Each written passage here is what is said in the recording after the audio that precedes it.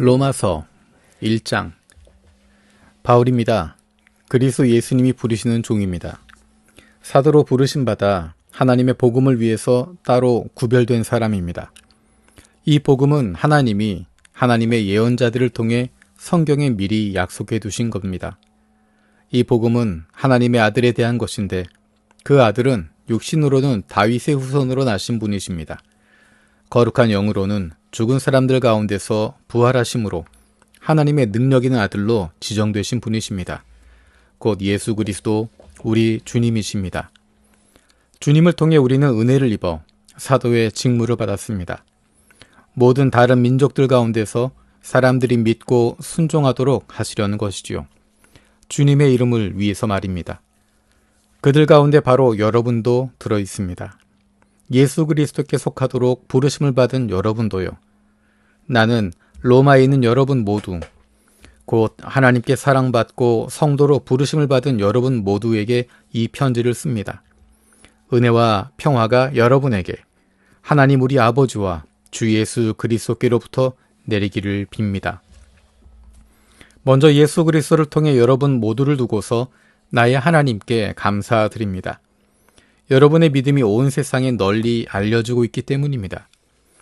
하나님의 아들의 복음을 전함으로써 내가 내 영으로 섬기는 하나님이 나를 증언해 주시는 분이십니다. 나는 한시도 잊지 않고 여러분을 기억하고 있습니다. 기도할 때마다 하나님의 뜻 안에서 여러분한테 갈 수 있는 길이 어떻게든 마침내 열리기를 늘 매달려 기도합니다. 내가 여러분 뵙기를 애타게 바라기 때문입니다. 여러분을 뵙고 영적인 선문을 여러분에게 좀 나눠드려서 여러분을 든든히 세우기 위해서 말이죠. 다시 말해, 여러분을 만나 여러분과 내가 서로의 믿음을 통해서 함께 위로를 받으려는 것입니다. 여러분이 모르기를 바라지 않습니다. 형제자매 여러분, 나는 여러 번이나 여러분한테 가려고 계획을 세웠습니다. 그런데 지금까지 길이 막혔습니다.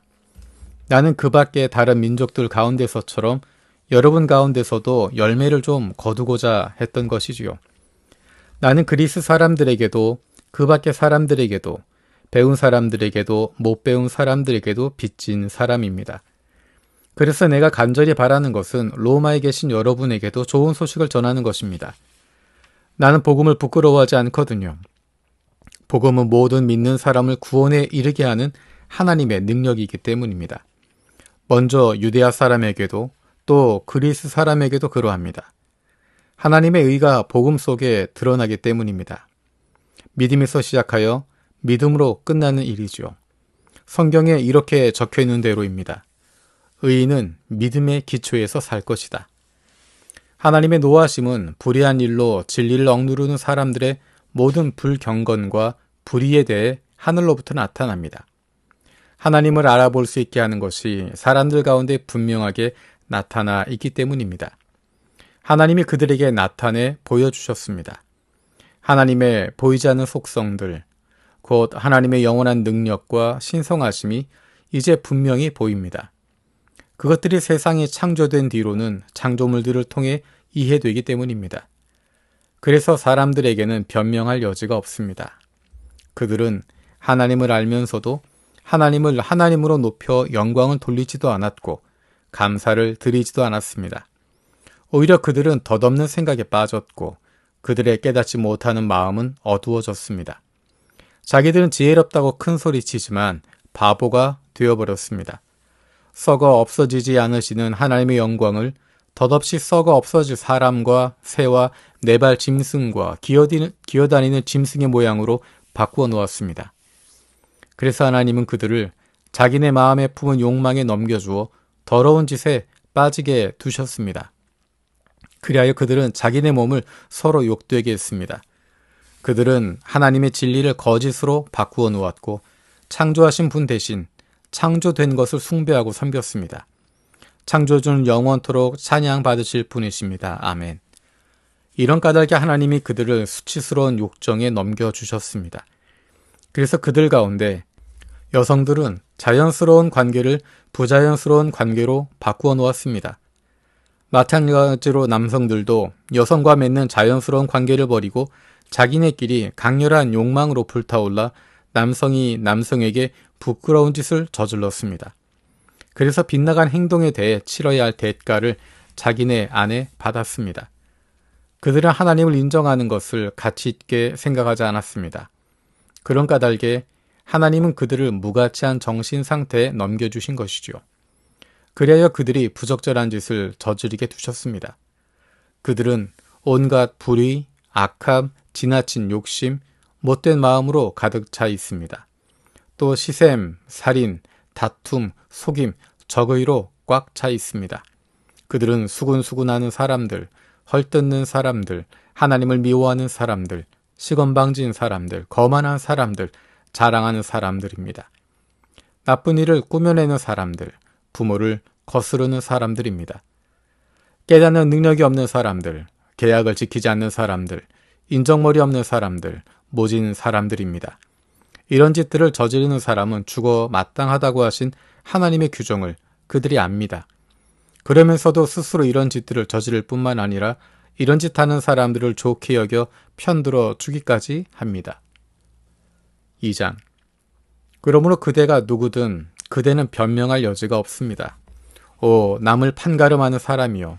남을 판가름하고 있는 그 일로 그대는 그대 스스로를 죄 있다고 판가름하고 있으니까요. 판가름하는 당신이 똑같은 짓을 저지르고 있기 때문입니다. 우리가 알다시피 하나님의 심판이 이런 짓들을 저지르는 사람들 위에 공정하게 내립니다. 그런데 그런 짓을 저지르는 사람들을 판가름하면서도 똑같은 짓을 저지르는 사람이요.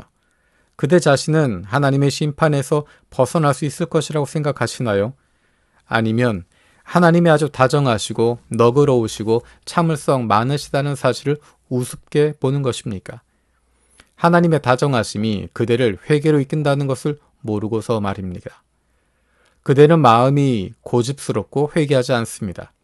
그런 만큼 노여움을 쏟으시는 날, 하나님의 공정한 심판이 나타나는 날에 받을 노여움을 스스로 쌓아가고 있습니다. 하나님은 저마다에게 그 한 일에 따라 갚아주실 것입니다. 선한 일을 하면서 견뎌내며 영광과 명예와 썩지 않음을 얻으려고 애쓰는 사람들에게는 영원한 생명을 주실 것입니다. 자기만 생각해서 진리를 거역하고 불의에 순응하는 사람들에게는 노여움과 분노를 쏟으실 것입니다. 악한 일을 저지르는 모든 사람에게는 큰 어려움과 곤경이 있을 것입니다. 먼저는 유대야 사람에게 그러하고 그리스 사람에게도 그러할 것입니다. 선한 일을 하는 모든 사람에게는 영광과 명예와 평화가 있을 것입니다. 먼저는 유대야 사람에게 그러하고 그리스 사람에게도 그러할 것입니다. 하나님은 겉모습을 보고 사람을 차별하지 않으시기 때문입니다. 율법을 모르고 죄를 지은 사람은 율법과 상관없이 또한 망할 것입니다. 율법을 알고서도 죄를 지은 사람은 율법에 따라 심판받을 것입니다. 하나님 앞에서는 율법을 듣는 사람이 의로운 것이 아니라 율법을 실행하는 사람이 의롭다고 판결받을 것이기 때문입니다. 율법을 가지고 있지 않은 다른 민족들이 타고난 본성에 따라 율법에 규정된 일을 한다고 합시다. 이럴 경우에 이 사람들은 율법을 가지고 있지 않아도 자신들이 스스로에게 율법이 됩니다. 이런 사람들은 율법에 규정된 일이 자기네 마음에 적혀 있음을 드러내 보여줍니다. 그들의 양심도 함께 증언하고 그들의 서로 다른 생각들이 서로 고발하기도 하고 변호하기도 합니다. 이 사실은 내가 전하는 복음에 따라 하나님이 사람들의 숨은 일들을 그리스도 예수님을 통해 심판하시는 날에 드러날 것입니다. 그대는 유대야 사람이라고 자칭하며 율법에 기대고 하나님을 자랑합니다. 또 율법을 듣고 배워서 하나님의 뜻을 알고 무엇이 최선인지를 가려냅니다. 스스로를 시각장애인의 길잡이, 어둠 가운데 있는 사람들의 빛이라고 자신합니다.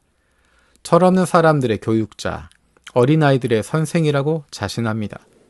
지식과 진리의 구체적인 모습을 율법에서 익혔다고 하면서요. 그런데 남을 가르치는 사람이 자기 자신은 가르치지 않습니까? 도둑질하지 말라고 선포하는 사람이 도둑질합니까? 배우자 아닌 사람과 잠자리 하지 말라고 말하는 사람이 배우자 아닌 사람과 잠자리 합니까? 우상을 역겨워하는 사람이 신전을 털어갑니까?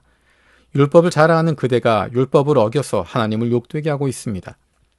하나님의 이름이 너희 때문에 다른 민족들 가운데서 모독을 받는다 하고 성경에 적혀 있는 대로입니다. 할례 받은 것은 그대가 율법을 실천해야 쓸모 있습니다.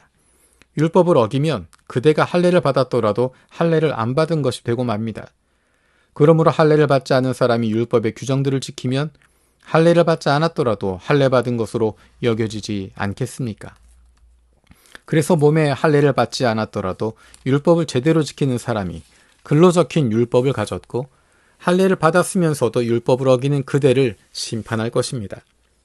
겉보기에 유대야 사람이라고 유대야 사람이 아니고 겉보기에 몸에 하는 할례를 받았다고 할례 받은 것이 아니기 때문입니다. 오히려 보이지 않는 속이 유대야 사람이어야 진짜 유대야 사람입니다. 그리고 글로 적힌 율법이 아니라 성령님을 통해서 마음에 한 할례가 참된 할례입니다. 그런 사람은 사람에게가 아니라 하나님께 칭찬받습니다. 3장. 그렇다면 유대야 사람이라고 더 나을 게 뭐가 있습니까? 할례 받은 것의 이득이 무엇입니까? 어느 뭐로 보나 이득이 많습니다. 첫째로는 유대야 사람들에게 하나님의 말씀이 맡겨졌다는 사실입니다. 그렇다면 어떻게 됩니까? 어떤 사람들이 신뢰를 저버렸다고 해봅시다. 그렇다고 그들이 신뢰를 저버린 일이 하나님의 신실하심을 무의미한 것으로 만들겠습니까? 절대로 그렇지 않습니다. 하나님은 참된 분이시지만 사람은 모두 거짓말쟁이라고 해야 합니다. 성경이 이렇게 적혀 있는 대로입니다. 주님이 말씀하실 때 주님이 의로우시다 인정받으시고 주님이 재판받으실 때에 주님이 이기시도록. 그러나 우리의 불의가 하나님의 의의를 드러낸다면 우리가 무슨 말을 하겠습니까? 벌을 내리시는 하나님이 불의하시다는 겁니까? 사람들 방식으로 말해보는 겁니다. 절대 그렇지 않습니다. 만약 그렇다면 하나님이 어떻게 세상을 심판하시겠습니까? 누군가 이렇게 말할지도 모릅니다. 하지만 나의 거짓됨 때문에 하나님의 참되심이 더 두드러져서 하나님께 영광이 돌아간다고 합니다. 그렇다면 왜 나도 여전히 죄인으로 판결을 받아야 합니까?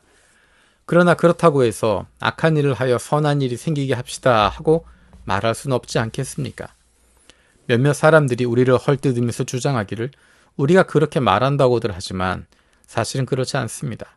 그런 사람들은 심판을 받아야 마땅합니다. 그렇다면 어떻게 됩니까? 우리가 더 낫습니까? 전혀 그렇지 않습니다. 우리가 이미 고발하기를 유대야 사람들도 그리스 사람들도 모두 죄 아래 있다고 했기 때문입니다. 성경이 이렇게 적혀 있는 대로입니다. 의로운 사람은 없다. 하나도 없다. 깨닫는 사람도 없다. 하나님을 찾는 사람도 없다. 모두가 빗나갔고 다 함께 쓸모없어졌다. 선한 일을 하는 사람이 없다. 하나도 없다. 열린 무덤이다. 그들의 목구멍은. 그들의 혀로는 걸핏하면 속인다. 살무사의 독이 그들의 입술 아래에 있다. 그들의 입에는 저주와 모진말이 가득 차 있다. 그들의 발은 피 흘리게 하는 일에 재빠르다. 그들이 가는 길에는 폐허와 비참함이 있다. 평화의 길을 그들은 알지 못한다. 하나님을 두려워함이 그들의 눈앞에는 없다. 우리가 알다시피 율법에서 말하는 것은 무엇이든 율법의 테두리 안에 있는 사람들에게 일러주는 것입니다. 모든 입이 막혀버리고 온 세상이 하나님 앞에서 책임을 피할 수 없도록 하려는 것입니다. 따라서 율법의 행위들로는 어떤 사람도 하나님 앞에서 의롭다고 인정받지 못할 것입니다. 율법을 통해서는 죄를 알아차리게 될 뿐이니까요.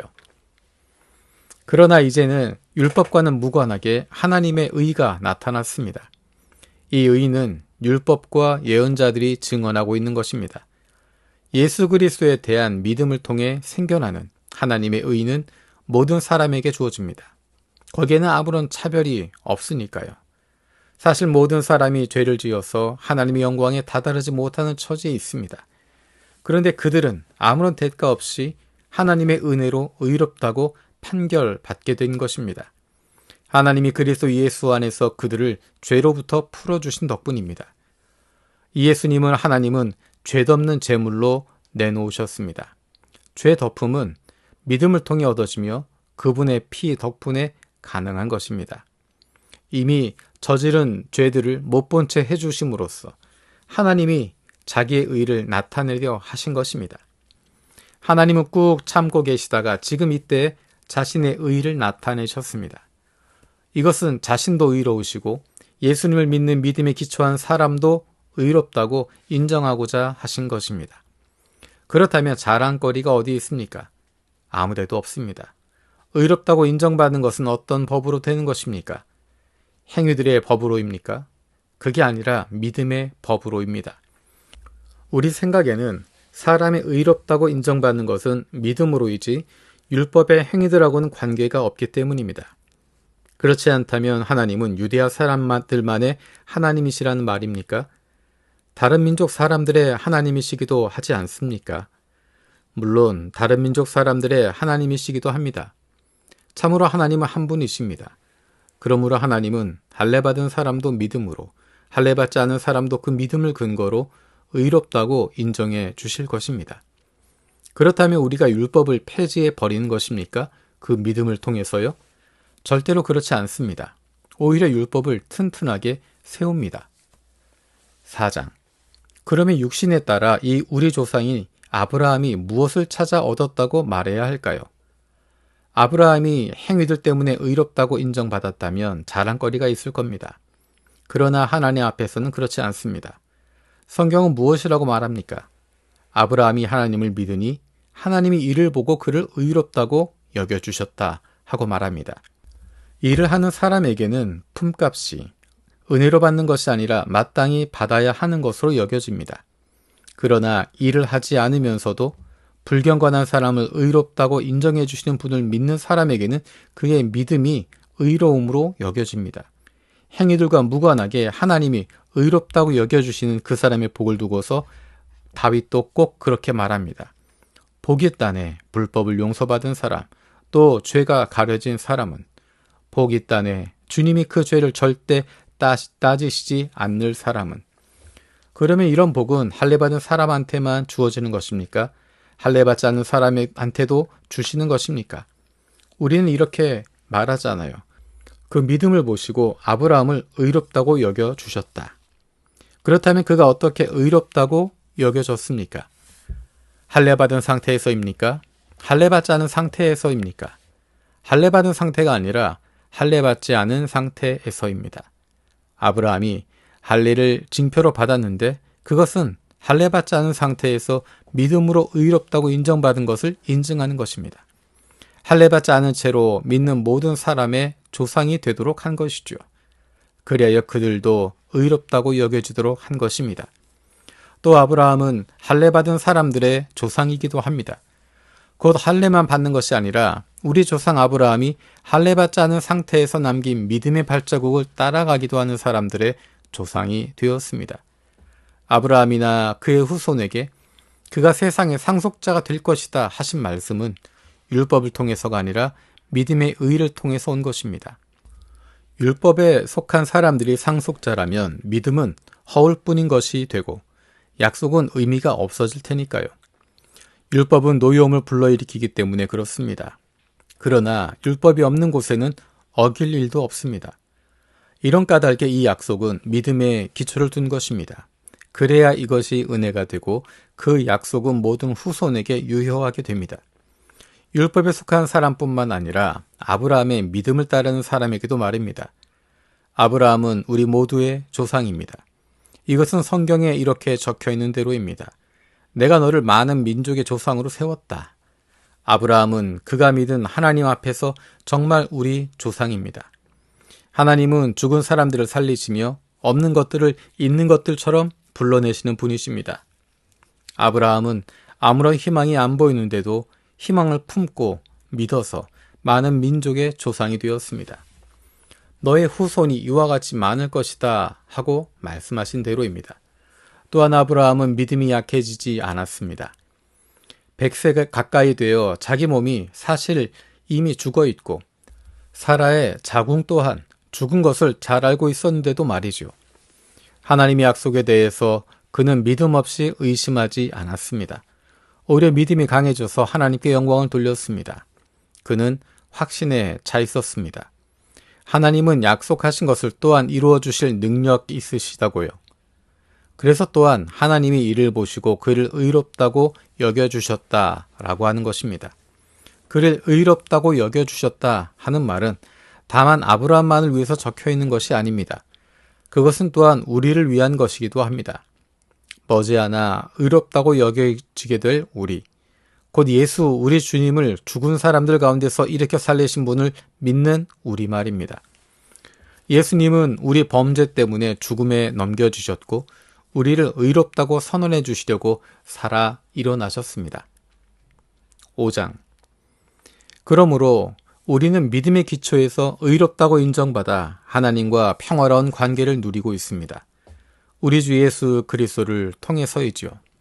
또한 그분을 통해서 믿음으로 우리는 지금 서 있는 이 은혜 안으로 들어오게 되었습니다. 그리고 하나님의 영광에 참여하리라는 희망을 품고 자랑스러워합니다. 그뿐만 아니라 우리는 큰 어려움들을 자랑스러워합니다. 우리가 알기 때문입니다. 큰 어려움 가운데 견디는 힘이 생긴다는 것을요. 또 견디다 보면 굳세어지고 굳세지다 보면 희망이 생긴다는 것을요. 희망은 우리의 기대를 저버리지 않습니다. 우리에게 주신 성령님을 통해 하나님의 사랑이 우리 마음에 쏟아 부어졌기 때문입니다. 우리가 아직 무력할 때 그리스도께서 때맞춰 불경건한 사람들을 위해 죽으셨습니다. 의로운 사람을 위해서라고 해도 죽겠다고 나서는 사람은 거의 없습니다. 훌륭한 사람을 위해서는 어쩌면 누군가 용감히 죽겠다고 나설지도 모릅니다. 그런데 하나님은 우리를 향한 자신의 사랑을 확실히 증명해 보이십니다. 곧 우리가 아직 죄인일 때 그리스도께서 우리를 위해서 죽으신 것입니다. 이제 우리가 그리스도의 피로 의롭다고 인정받았으니 그리스도를 통해 노여움에서 벗어나 구원받는 것을 더더욱 확실합니다.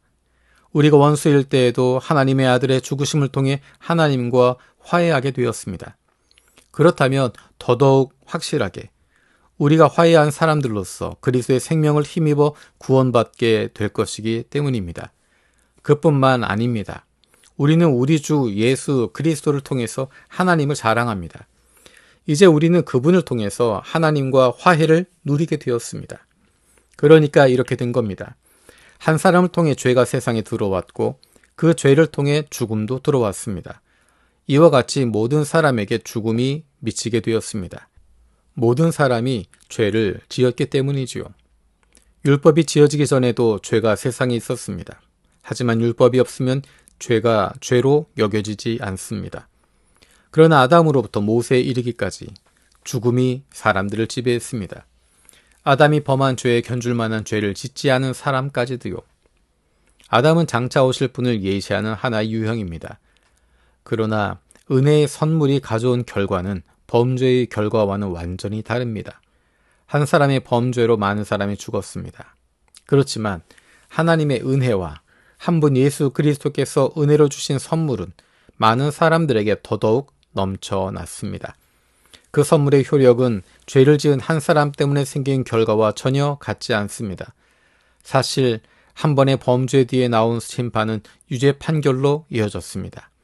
그렇지만 많은 범죄 뒤에 나온 은혜의 선물은 무죄 판결로 이어졌습니다. 한 사람의 범죄로 죽음이 그 한 사람을 통해 지배권을 누렸습니다. 그러나 은혜와 의로움이라는 선물을 넘쳐나게 받는 사람들은 한 분 예수 그리스도를 통해 더더욱 생명을 누리며 다스릴 것입니다. 그러므로 하나의 범죄로 모든 사람에게 유죄 판결이 내려진 것처럼 하나의 의로운 행동으로 모든 사람에게 생명으로 이끄는 무죄 선언이 내려졌습니다. 한 사람이 순종하지 않아서 많은 사람이 죄인 된 것처럼 한 사람이 순종하신 덕분에 많은 사람이 의롭다고 판결받는 사람이 될 것입니다. 율법이 끼어들어서 범죄가 늘어났습니다. 그러나 죄가 늘어난 곳에 은혜가 넘쳐났습니다. 죄가 죽음을 내세워 지배했듯이 은혜도 의를 통해서 다스리려는 것입니다. 그래야 예수 그리스도 우리 주님을 통해 영원한 생명에 이르게 하려는 것입니다.